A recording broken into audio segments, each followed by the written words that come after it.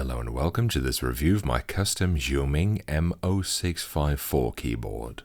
I made this based on a DIY kit that I got off of Amazon. It was only a few dollars, which is pretty low for a full-size keyboard, and a few euros in materials, although the size of this full size isn't exactly normal full size, it's more of a small size, as you can see. The keycaps are white chocolate, which has a rather weird texture to it, and uniquely it melts rather quickly when you type on it, but they are completely solid, so they're pretty sturdy actually. The lettering is single shot chocolate as well, as I couldn't be fucked to do double shots. This already took me long enough. The housing is chocolate too, dark chocolate to be precise, which isn't very sturdy, but it is easy to work with and it's very solid. In fact, the typing sound is very quiet, so I'd say this works even better than case foam. Take note, keyboard enthusiasts, chocolate cases are the way to go. This is what you actually get in the post. It's just a mold for everything. As you can see, it's a bare bones kit with no switches included, but then again, it is a solid state keyboard, so I guess it's not necessary. The build quality is very flimsy. It doesn't even flex when you bend it, it just outright breaks.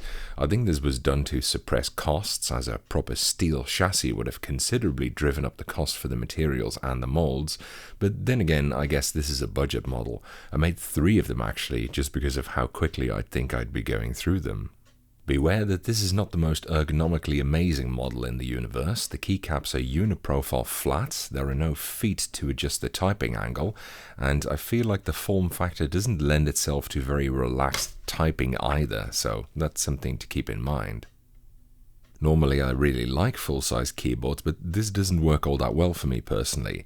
On the other hand, the smaller size does mean that gamers can use this full-size model and still have plenty of space left for a mouse, so that's an advantage at least.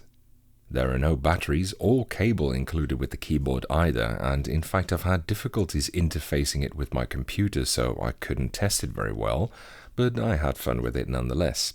Overall, a finger-licking 7 out of 10. That's it for this review. Thank you for watching, I hope you enjoyed it, and following is a typing demonstration of me typing on this keyboard.